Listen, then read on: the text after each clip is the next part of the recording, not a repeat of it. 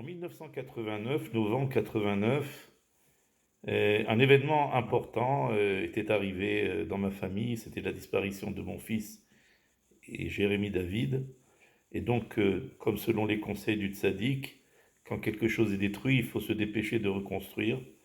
Donc, tout de suite après les jours de deuil, il a été décidé de créer un endroit d'étude, également une association pour la diffusion des livres de Rabbeinu, de Rabbi Nachman, en sa mémoire. Et donc, tout de suite après, l'association a été créée. Et donc, elle a évolué comme ça. Et au bout d'un an, une idée nous était venue avec un ami, Yehuda, c'est celle de faire un gala, d'organiser un gala avec la présence de Saba Israël, bien sûr, pour donner envie aux gens, d'abord des Sifrei Rabbeinu, et deuxièmement de monter en Eretz Israël, qui est une chose très très importante, car un juif ne peut s'accomplir vraiment dans sa Vodat Hashem qu'en Eretz Israël, l'endroit qui lui a été prédestiné, là où il a son endroit qui l'attend, c'est là qu'il doit vivre, évoluer avec son entourage et avec sa famille. Quand les gens le comprennent, ils s'empêchent de faire ce qu'il faut pour pouvoir s'installer en Eretz Israël. Donc un an après la création de cette association, notre décision a été prise de faire un gala. Il fallait naturellement qu'il y ait la présence de Rav Israël, parce qu'un gala sans Rav Israël, eh bien ça donne pas grand-chose. On l'avait compris. Donc on était très très indécis de savoir est-ce qu'on le fait, est-ce qu'on le fait pas, comment on va lui demander. On avait beaucoup d'appréhension, mais je pense on ne savait pas vraiment qui était Rabbi Israël, parce que si on le savait, on aurait compris que sa jeunesse, il était même beaucoup plus jeune que nous, beaucoup plus fonceur. Tout ce qui touchait Rabbeinu, quand on parle de l'édition des livres à Rabbi Israël, la réaction est automatique. Donc, mon ami Yehuda est parti le voir, le rencontrer. Et là, il a parlé du projet. Il a dit, écoute, Saba, on a avec Yaakov l'intention d'organiser un gala à Paris pour la diffusion des livres de Rabbeinu. C'est pas, il n'a pas dit ça tout de suite, parce qu'il lui a dit, ah bon, c'est très bien, et un gala pourquoi? Et Yehuda lui a dit, ben, pour l'édition des livres de Rabbeinu. Il dit, mais c'est très bien, c'est très très bien l'édition des livres de Rabbeinu, et comment vous faites, etc. Donc il a posé certaines questions. On était embêtés parce qu'en vérité, on voulait faire des livres en français, mais il a demandé il fallait qu'il y ait également des livres en hébreu, donc naturellement c'était accepté. Et donc on a dit oui, mais Saba, le gala sans toi, ça peut pas marcher. Qui c'est qui va venir dans un gala à Paris, dans un moment où c'était rempli de galas un petit peu partout? Il a dit ah bon, à Paris? Il dit ben oui, ben voilà, oui, oui, je viens avec plaisir, tout ça. Donc il a accepté, c'était extraordinaire. Donc c'était vraiment un miracle pour nous qu'il accepte de venir. On a commencé à organiser le gala, mais comment organiser le gala quand pratiquement il n'y a pas d'argent de disponible, ni quoi que ce soit pour pouvoir l'organiser?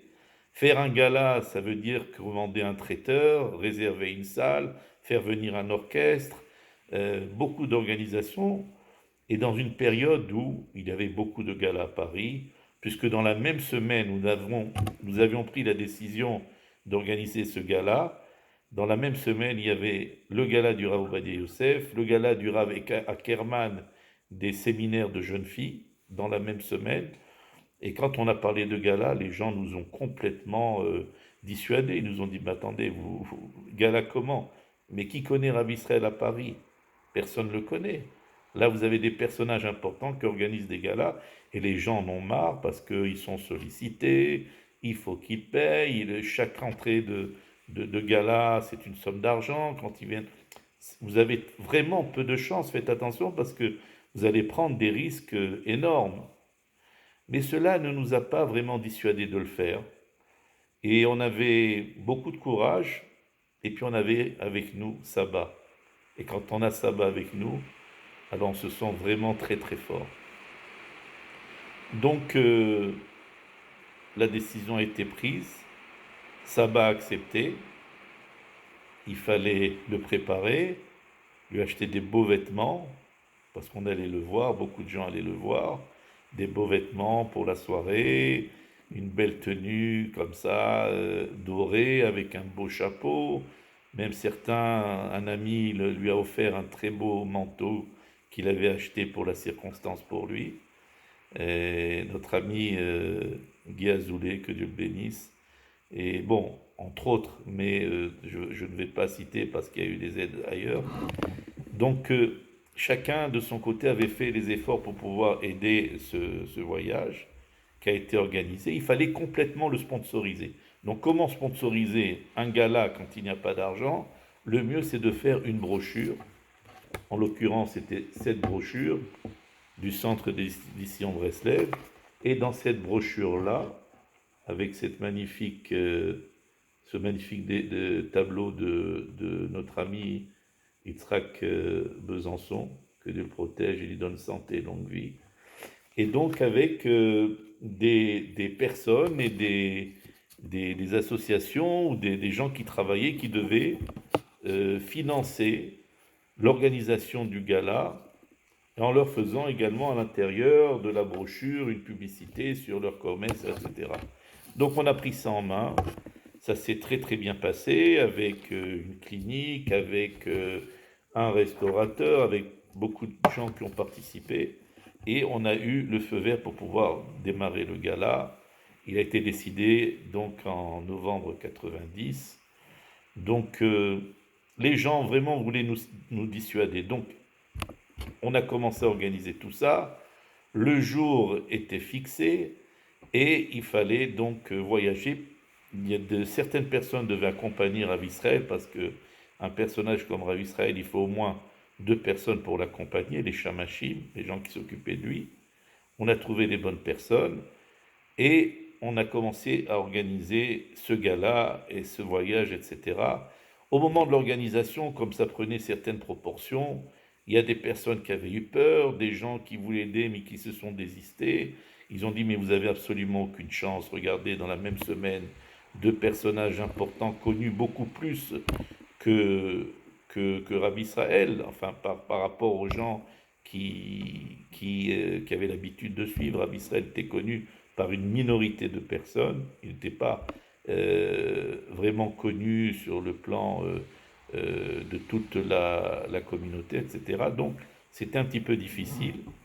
Mais on ne voulait pas se décourager parce qu'encore une fois, on avait la bénédiction du tzaddik, on avait l'accord de Rav Israël, et ça en lui-même, c'était vraiment un très très grand miracle. Donc on a organisé ça, Rav Israël devait arriver à Paris, à l'aéroport. Alors vous imaginez des Chavérim qui sont venus, une centaine de personnes. Au moment de son arrivée, la darbuka, la musique, la guitare, Rabbi Israël arrivait à l'aéroport, je crois que c'était de Roissy, et tous les gens étaient là, tous les Chavérim, beaucoup de Chavérim étaient là. C'était vraiment un accueil exceptionnel. Et dans le même avion, voyager le Rav Yosef et le Rav Ackerman.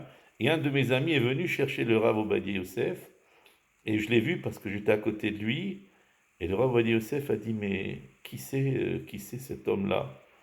Alors mon ami qui était venu recevoir le Rav, il a dit, c'est un chassid de Jérusalem qui arrive pour un gala. Il dit, ah bon, très bien. Et il était étonné qu'il y avait autant de monde qui était venu le recevoir.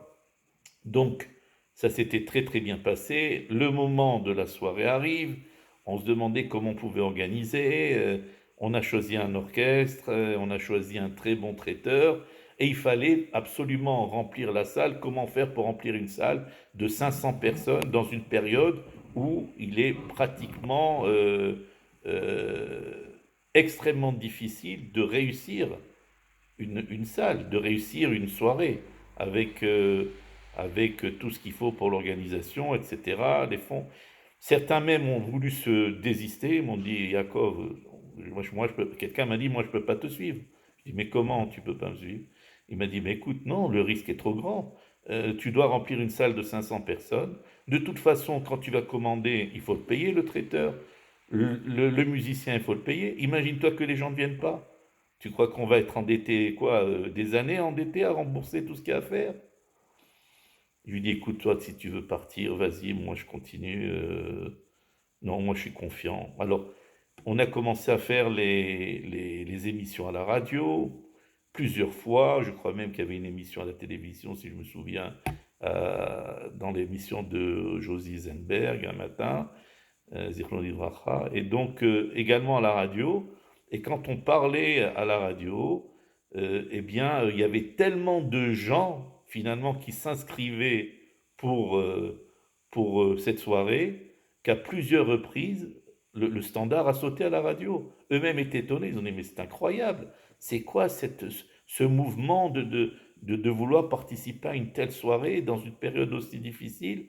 Et le standard a sauté, les gens s'inscrivaient ensemble à tel point que on avait pratiquement rempli cette salle de plus de 500 personnes. Et il y avait un seuil de sécurité, je crois, qui était de un peu moins de 500 personnes.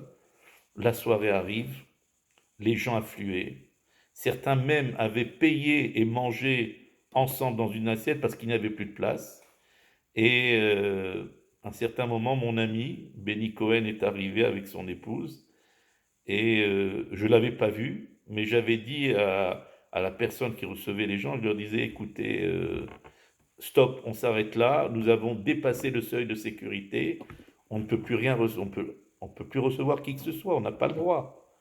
Et là, je vois Béni, il me dit, ah bon, t'es gentil, toi, alors tu me reçois pas, je suis venu avec ma femme. Je dis, ah non, Béni, oh là là, je t'ai pas vu, je suis vraiment désolé. Viens, viens, rentre, tu es dans la table d'honneur, etc. On avait invité Elie Wiesel, le prix Nobel de la paix, Obadiah Sofer, l'ambassadeur. Et comment inviter ces personnages importants? C'était encore une histoire. On était parti les voir, chacun dans son endroit. Le Rav Obadiah Sofer chez lui dans sa maison dans le 16e, avenue Foch. Tout le monde, il était prévu des bouteilles de Beaujolais pour leur offrir l'invitation, pour leur demander de venir. Chacun était rencontré avec sa bouteille.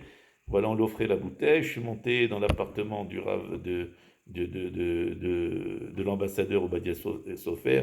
D'ailleurs, très étonnamment, on m'a laissé rentrer. Il y avait deux gardes à l'entrée. Quatrième étage, je sonne, son épouse ouvre la porte, après c'est lui, voilà, on aimerait bien que vous veniez nous honorer de votre présence, très très bien, je lui donne la bouteille de Beaujolais avec l'invitation, je lui dis mais entre nous, je voudrais vous dire, vous n'êtes absolument pas en sécurité ici, les deux gardes en bas m'ont laissé rentrer vraiment très très facilement, sans rien contrôler, c'était juste pour vous dire au niveau de votre sécurité, en tout cas nous serons très très heureux si vous venez participer, ça nous ferait plaisir. Pareil, Elie Wiesel qu'on a rencontré dans un hôtel. On va passer tous les détails. La soirée arrive, le moment de la soirée arrive, mais on s'est posé la question, comment est-ce possible que Rabbi Israël, qui est un tzaddik nistar, on n'a pas l'habitude de le présenter comme les Meforsamim, je veux dire, entre guillemets, les vedettes, puisque Rabbi Israël n'était pas une vedette, c'était un tzaddik qui était complètement annulé devant Rabbi Nachman de Breslev, en ayant pour seul but de diffuser, de diffuser la littérature de Rabbeinu, de le faire connaître. C'est un homme qui s'était complètement annulé devant le tzaddik. C'est la chose qui m'a le plus impressionné chez lui. Et Baruch Hashem, j'ai pu m'apercevoir de plus en plus que, en vérité, il était complètement transparent. Il n'y avait que Rabbi Nachman, il n'y avait pas Rabbi Israël.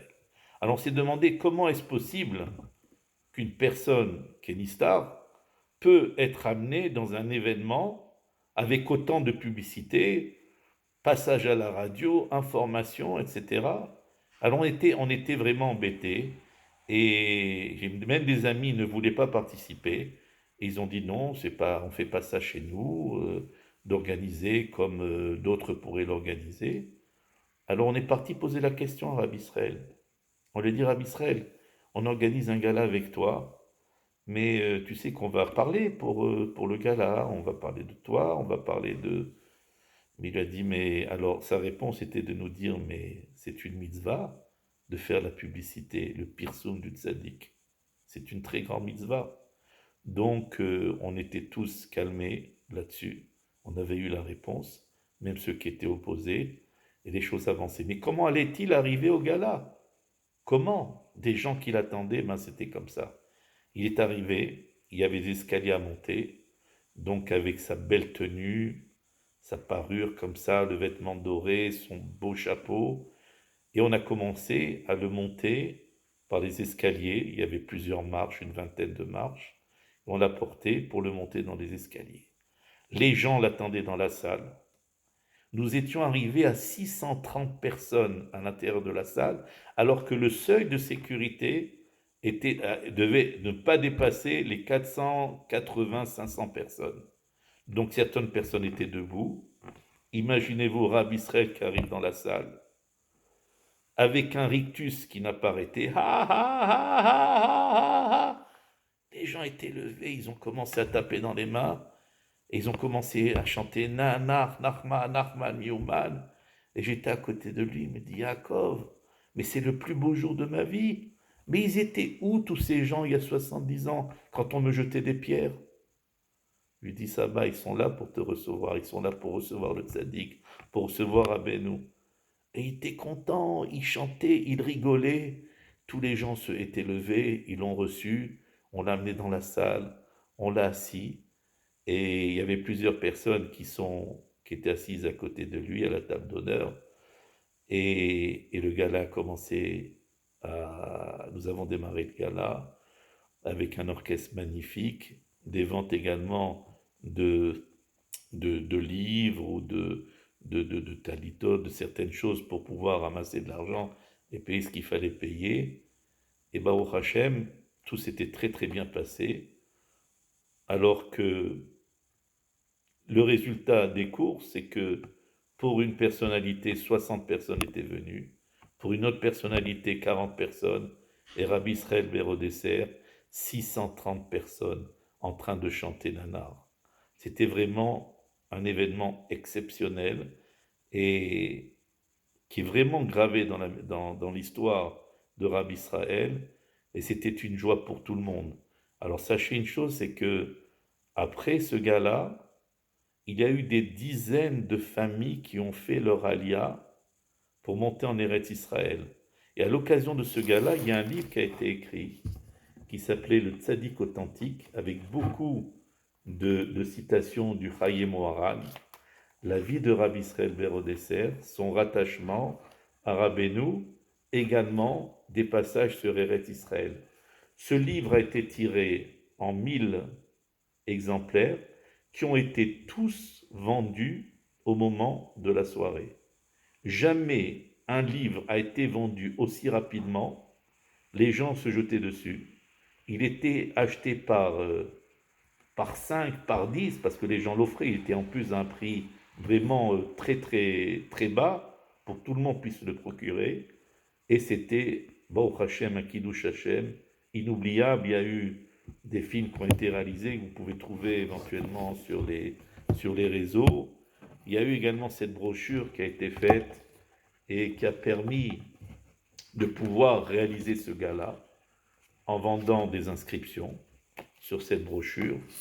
Et voilà, regardez un petit peu le panim de Rabbi Israël pendant ce gala, c'est exceptionnel. C'était l'homme le plus heureux du monde, un véritable enfant. Il n'arrêtait pas de rire, de chanter, et il a vraiment, les gens qui l'ont connu étaient époustouflés, et même les gens qui n'étaient pas du tout dans la Chassidut de Breslev, quand ils ont vu ce bonhomme, ils disent mais c'est quoi cette locomotive? Mais c'est quoi ce monsieur? Mais vous vous rendez compte? Ben oui, oui, oui, il a plus de 100 ans ce monsieur, et il est venu à Paris pour faire connaître Rabbeinu, pas pour se faire connaître à lui, si je vous rassure, mais pour faire connaître Rabbeinu, pour encourager la diffusion des livres de Rabbeinu. Et c'était un événement vraiment inoubliable qui restera toujours gravé dans l'histoire de Rabbeinu, de la Chassidut de Breslev. Des dizaines de familles sont montées avec des moyens pratiquement inexistants. Donc Baruch Hashem, le pari a été tenu avec la présence inoubliable de Saba. Saba à Paris, ça nous a donné beaucoup de courage. Nous avons démarré Baruch Hashem après, peu de temps après, une année après, certains ont fait leur alia, ou plus tôt. Beaucoup d'amis, des familles qui ont même créé un endroit où ils se sont réunis avec, dans des moyens vraiment modestes pour commencer à habiter en Israël. Voilà, c'est l'histoire de Rabbi Israël et du Gala. Aujourd'hui, c'est Saïdoula. Et nous souhaitons à tout le monde de pouvoir profiter de sa lumière, de cette force qu'il nous a donnée sur Rabbeinu pour avancer dans le chemin de Rabbeinu et que tout le monde puisse recevoir les bénédictions pour réussir en Eretz Israël, pour réussir son alia. Vous êtes tous conviés à venir rejoindre cette magnifique équipe qui se trouve en Israël parce que c'est ici qu'il faut vivre.